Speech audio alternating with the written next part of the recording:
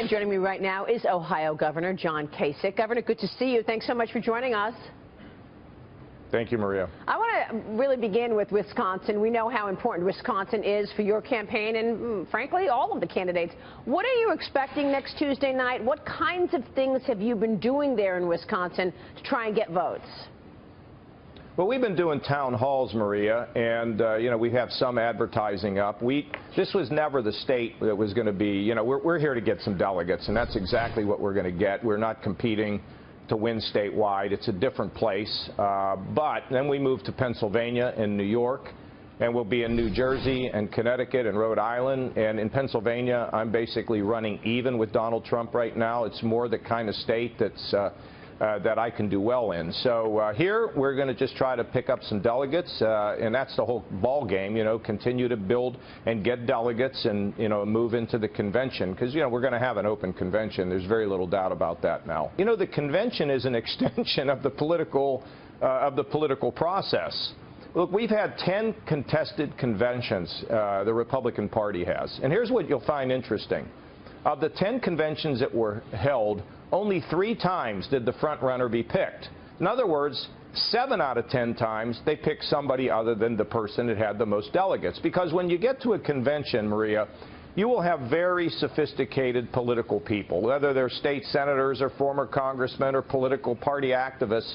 And they're going to look at 2 things. Who can win in the fall? And I'm the only one that polls winning in the fall consistently. In the last poll, I'm up 11 points on Hillary. And secondly, this is really a crazy idea, but they'll actually try to figure out who's got the experience and the record to be a good president. But there are people, even within the GOP, Governor, who say you're acting self-serving, that it's clear you don't have a path to the nomination, and yet you're staying in. The race is ruining the attempts by some to take down Donald Trump. Because any support you have likely goes to Cruz if you step down, and unless you step out of the race, you will divide the support between Trump and Cruz. Yeah. So how do you answer that? Yeah, there's a lot of assumptions there. First of all, if I had gotten out of the race, remember everybody told me to get out and get behind Rubio? And I'm still in. And if I had gotten out, Trump would be the nominee because he would have won Ohio. Secondly, when we go to Pennsylvania, any vote for Cruz is a vote for Trump. Because Ted Cruz can't compete in the East. He just can't. His style of politics will not work there. And we have 2 guys running who, frankly, don't have the experience. I have the experience. And, I've been articulating it for the last few days in terms of Brussels. I also have the economic experience, and you know how slow this economy's been. I've been a person who's been able to turn economies around, working with people to improve, to create jobs, and provide economic security. Why would I not continue, Maria? Obviously, people know you've got the goods to get it done, whether it be balancing the budget. The other thing is, Maria, remember this. I'm beating Hillary Clinton in every single poll.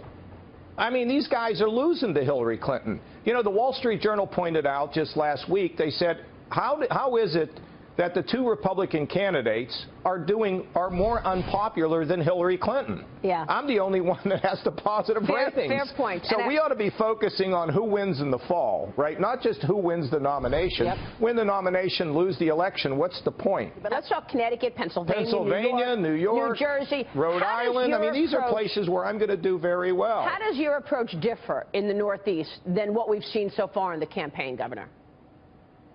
Well, let's talk about the Northeast. I almost beat Trump in Vermont because they're conservative voters who have a moderate approach to things. That's why. For the first time in the last 3 weeks, people are beginning to understand who I am. And it's been a long road to here, okay? And think about it. There's only 3 of us left, and I'm the last governor. Remember, we used to say that it was important that we had governors and people who had experience.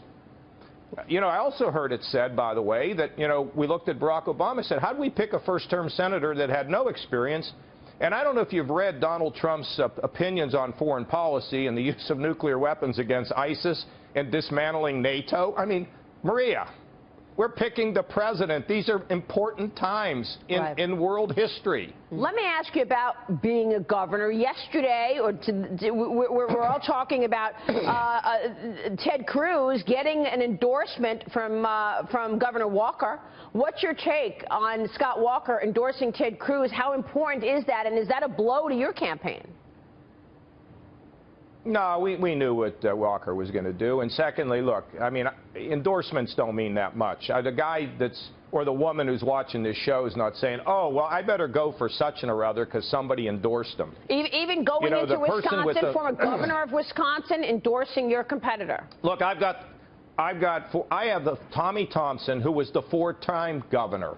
Okay, four-time governor, traveling all over the state on my behalf. He's appearing on every television show on my behalf. Does that not count? Of course it counts. Does it make the difference? Not really. A lot of people, they endorse and then they disappear. You know, they don't really invest their political capital in a candidate. They just put their name on something and, you know, because, you know, remember, most politicians, you know, they're interested in one thing, themselves. And you're not. Like TV hosts. But you're a politician, right? And you're not putting yourself in that category.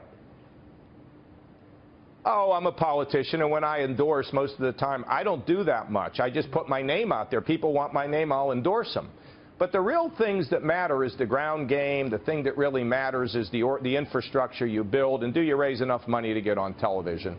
That's the stuff that really matters. I'm not discounting endorsements. I'd like to have everybody endorse me, okay?